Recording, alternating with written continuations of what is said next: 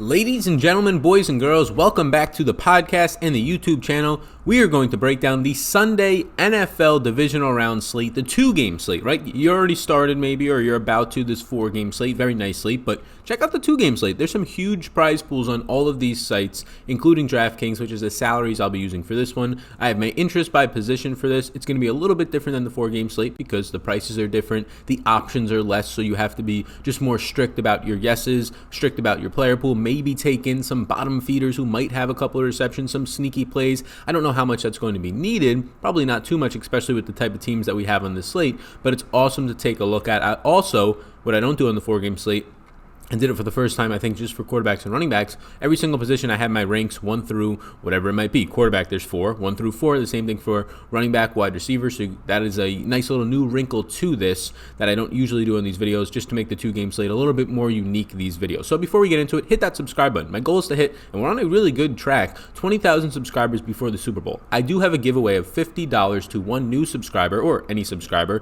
who does hit the notification bell. But you have to have the notification bell hit with the subscribe button. I'm also running this on the audio version if you hit the subscribe button and leave a 5-star rate and review saying something nice about the show. A winner will be picked and announced on the Monday video, so be sure to tune in for that. It's across all of my content, so if you want to go back and watch a other video from this weekend from the NFL or NBA or PGA from this week, it is still eligible to comment there, get another entry.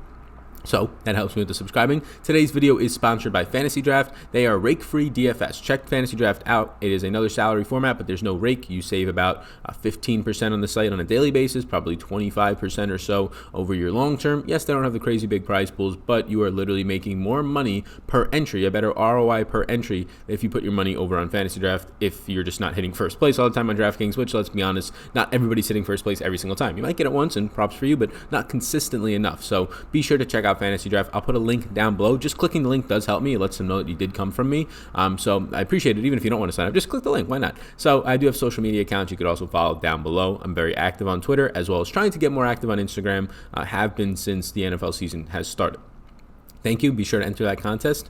Let's do it, gang. Let's get into this 2-game slate. I was excited to see last week that the 2-game slate video got a lot of attraction, and I actually like playing on the 2-game slate. I thought it was pretty cool. If you do well on the 4-game slate, you probably do well in the 2-game slate, and if not, well, you got the 2-game slate to satisfy you right after that, then a showdown slate. So starting with quarterback, number 1 ranked is Deshaun Watson, very close to Patrick Mahomes. They're both yeses for me, so they're kind of on a tier of their own. Deshaun Watson is facing a Kansas City team that ranks bottom 5 in pressure, really bottom 3 in pressure. That's huge for mobile quarterbacks if they can't tackle you. Now, he has a terrible offensive line. The worst pass blocking advantage on the entire slate is Deshaun Watson on the road here, and that's with the Kansas City defense that has no pressure. That's how bad this offensive line is. They have a really bad coverage unit, though, in terms of 19th in the league during the regular season.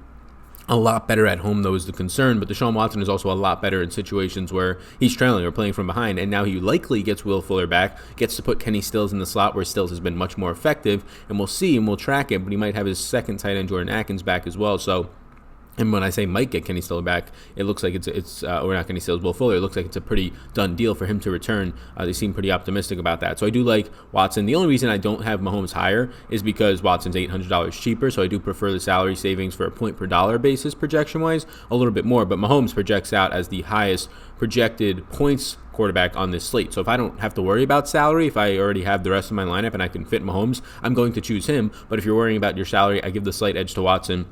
Houston ranks 24th in coverage, 20th in pass rush. With Watt back, that should help a little bit now to get a little bit better for Houston, but still not enough. It's just a really good offensive line for the Chiefs and a good offensive line blocking advantage. You have him at home in a spot with a 29 implied team total in a playoff game. I mean, it's just let it rip for Patrick Mahomes today. The matchups for his wide receivers on the outside, especially Tyreek Hill, are absolutely fantastic, whether Joseph is to return in this one or whether it's Bradley Roby, who Roby has been good, by all accounts their best defensive back, but when you put that in the skill set of Tyreek Hill, it's not even going to come close. Nobody's going to shadow him. Nobody's going to be able to cover him here. It's going to be a very good game for Mahomes, Tyreek Hill, Kelsey, and company.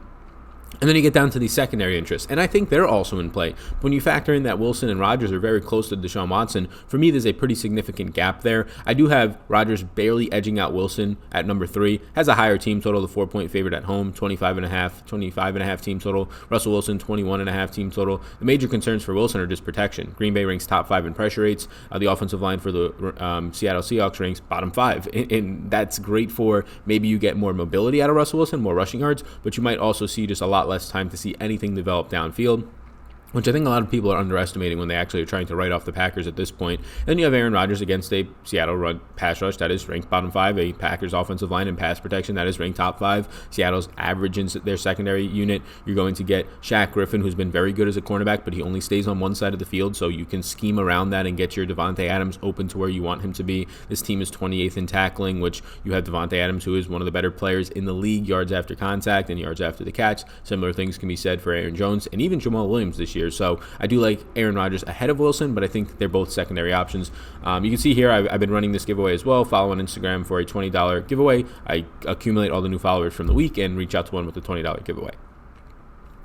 Running backs now, I have these ranked as well. So on the 2-game slate, it becomes more interesting and appealing for me to like some different players to probably get different. Now, I don't know if we have to go 3 running backs on the 2-game slate. Last week, I think that 3 running backs was pretty optimal on the 4-game slate and the 3-game slate. There was just more to choose from, better ones to choose from. But on this slate, you have every single running back on the slate is in some sort of committee, going to probably play somewhere around 50-60% of the snaps at best, and that's including Aaron Jones. Aaron Jones is the one who breaks free from that committee the most because when he's on the field, he's touching the ball. Even if he only plays 60% of the snaps because Jamal Williams is back, Aaron Jones is still probably going to find himself 16 as a low number, 18 as a median number, and probably 20 as a high number in overall touches. Green Bay has the 7th best run blocking unit in the entire league. They have a top 2 run blocking advantage on the entire weekend. Aaron Jones is a top 5 pass catching back according to Pro Football Focus. Seattle's run defense is pretty average, and they are goddamn awful in tackling, 28th in the league. So Jones is the clear one in this pool that stands out, but Damian Williams does as well.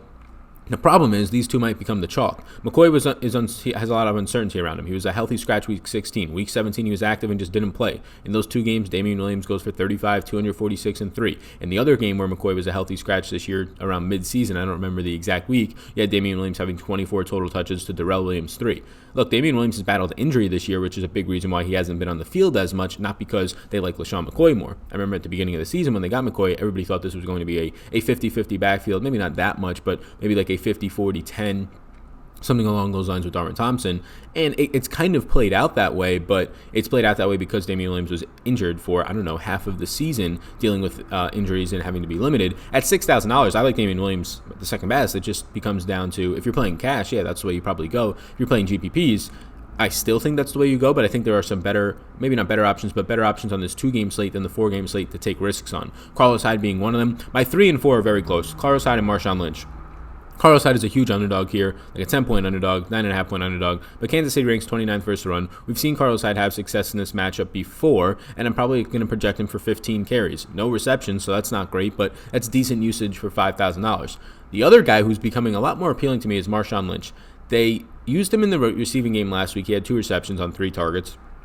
25 yards. And then after reading an article this past week from a beat writer, and this was like yesterday after I did the 4-game slate video, so this is new intel for all of you, I heard that and I saw and read that they want to get Marshawn Lynch more active in that area. That wasn't just by coincidence, whereas originally, based on the data I was seeing, it seemed like it was just by coincidence. So it is good to always use context and those types of things to kind of make sense of the numbers you're seeing. But it was good to see that receiving production, because otherwise this is a guy going to get 12 to 14 carries and not do anything else for you if he's not scoring a touchdown. Having 2-3 receptions for 20-30 yards, that's huge on a 2-game slate when you're $4,800. And not to mention, they said that there might be some limitations coming for Travis Homer because if you're going to get Marshawn Lynch catching the ball more, you just don't need him on the field. Marshawn Lynch is going to be the more powerful runner, maybe not the more agile runner, but definitely the goal line runner. So there was hints that Marshawn Lynch should see a role expansion this week and that they like what they're seeing out of him. It's pretty crazy. He seems still out of shape compared to Homer, but what are you going to do? It's taking a risk on some coach speak there, but you at least got to see some of it last week.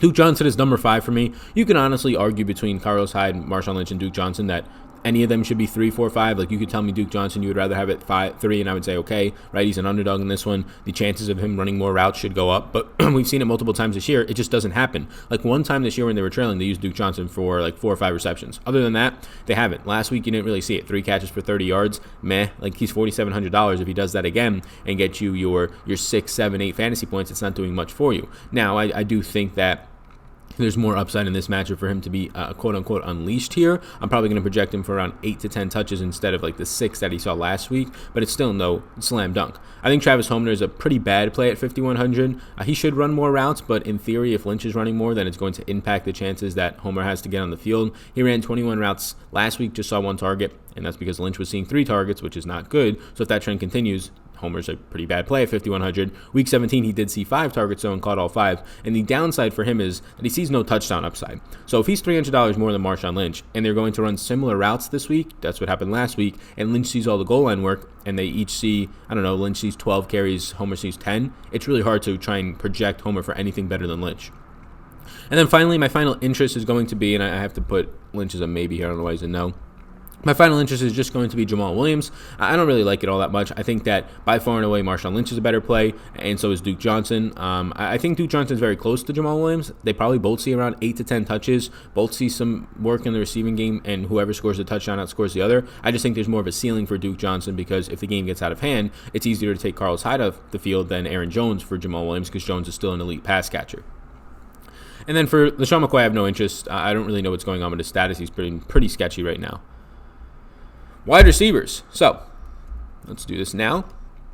And be sure, I'll post up above my Patreon the link to it. It's also down below, but I'll just do a little pop out. You can check out the Patreon. I have exclusive content over there. I'm an independent content creator, so if you do want to donate over there you can. But there's also a ton of content that I'm producing over there that I don't put on YouTube, not just in the audio version, podcasts and live streams, but a lot of other stuff as well.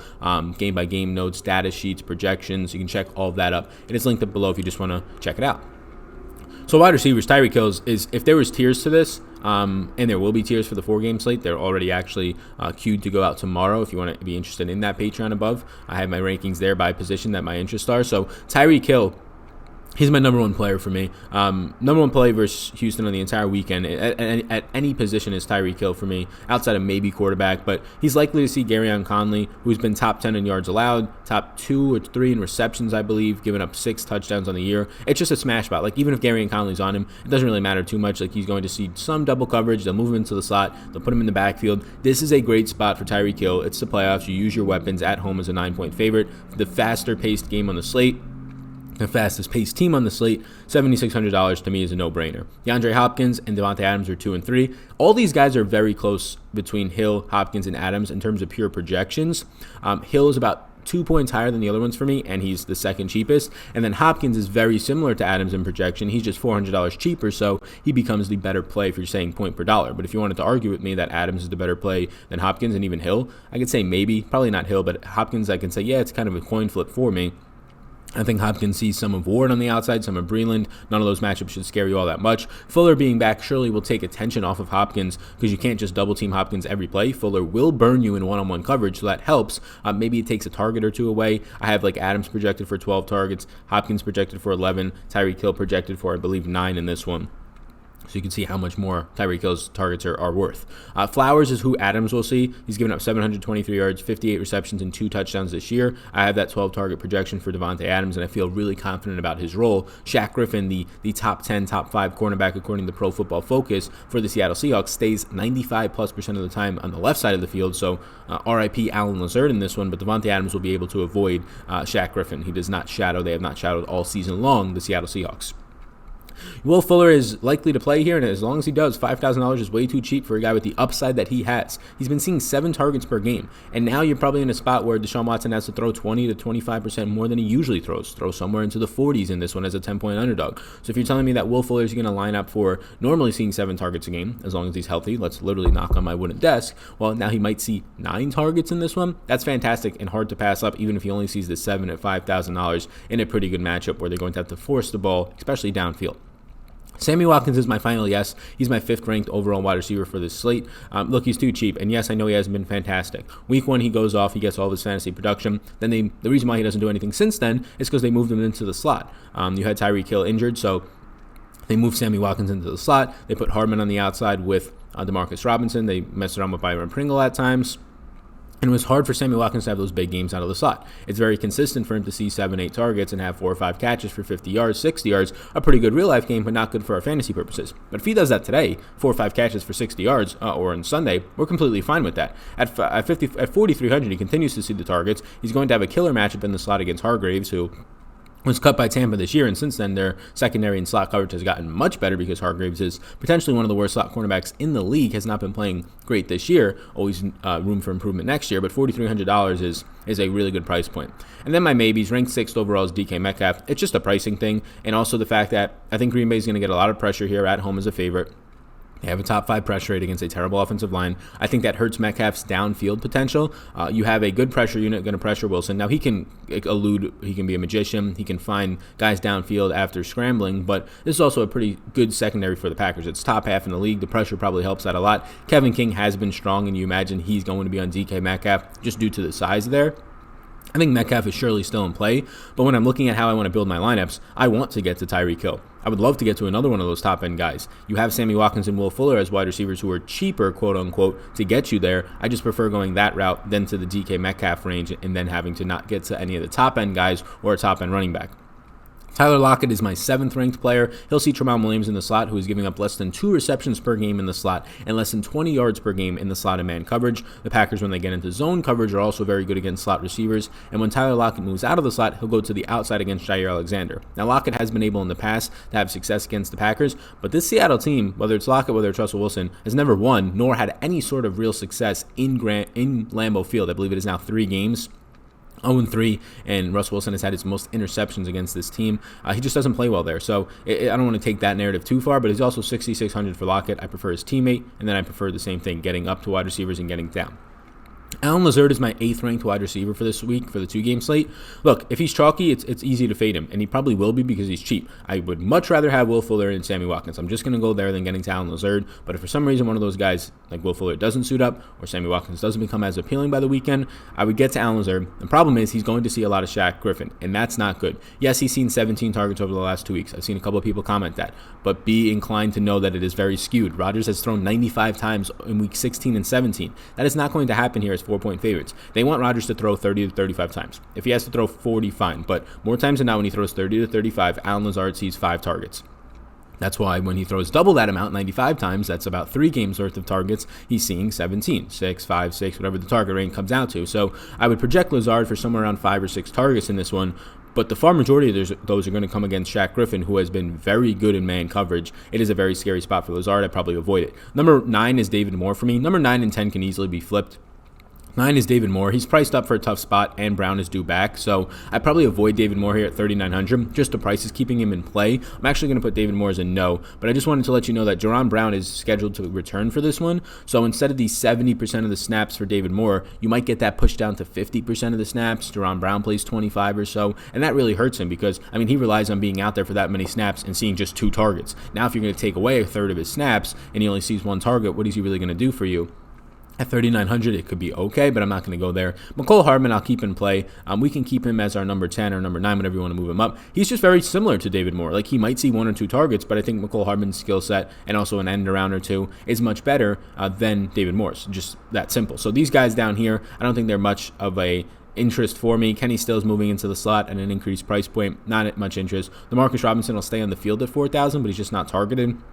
Geronimo Allison is pretty terrible at 3,600 in the slot. He's actually been taken off the field at times this year as well. Packers going to some 2 tight end sets. He's just not been good by any means. He is 3,600. If you get 2-3 receptions out of him for 30, 40 yards, it could work out for you, but I'm going to avoid it. With Will Fuller back, Kenny Stills in the slot, it makes Kiki Kute, DeAndre Carter just pointless to even think about playing. Jake Kumerow is going to see like 10 routes run at most in this one. MVS might see 3 or 4 routes run at most in this one. So it becomes a pretty big drop-off from like the top 8 to 10 wide receivers. I would stick to Sammy Watkins and Fuller for cheap ones. And as we close it out with tight ends here, please do hit that subscribe button. And remember, the contest is live. For this one, I don't think I ever told you what to comment down below, but I guess just comment anything if you're still not watching. But if you are, you can adjust your comment. If you already have, it's all good. But you can say, what is your favorite just play on the entire slate below $7,000 at any position? Below $7,000 at any position, I think it might be Travis Kelce for me. but we'll have to see. It's very close between Travis Kelce and Fuller. But right here on my tight end page, Travis Kelce's number one. It's just by far and away. Like on a 2-game slate, Travis Kelce should never be $6,400. Travis Kelce on this slate should be somewhere around $7,400, $7,500, where he was for most of the year on 10-game slates, on 11-game slates. He's too cheap. They're going to throw the ball a ton. A 30.25 team implied total it's up to now.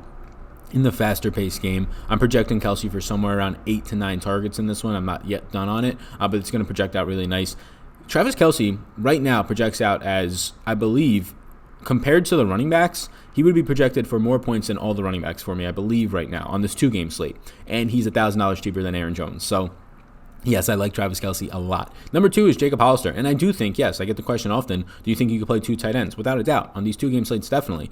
Especially when you have 2 viable ones. Travis Kelce, more than viable. You should probably lock him into your tight end position. But Jacob Hollister's in a smash spot. Green Bay has struggled against every tight end they have faced this year. Caden Smith, you want to look at him? Yeah, he had a great game. His best game probably of his career so far. You want to go and look at Darren Waller, probably the best game of his career, 100-plus and 2 touchdowns. You want to look at Kelce, Zach Ertz, Hunter Henry, Greg Olsen even, his best game of the season. All of these teams, you want to know why? Because, well, they don't have any personnel to cover a crossing route on a tight end or anything in the intermediate range. They just don't have that personnel. Their safeties, Darnell Savage, who is a rookie, who's been banged up this year, and Adrian Amos are very similar in their skill sets, and neither of them are that dominating type of player to take away your tight end. So Jacob Hollister in the game where Seattle last week, they didn't have to pass a lot, right? He didn't do much. He had like 1 or 2 targets. They didn't have to do all that much in the passing. It was a slow-paced game. They ran the ball a lot. They had a lot of 3-and-outs in the second half, and they won a pretty crappy game 17-9.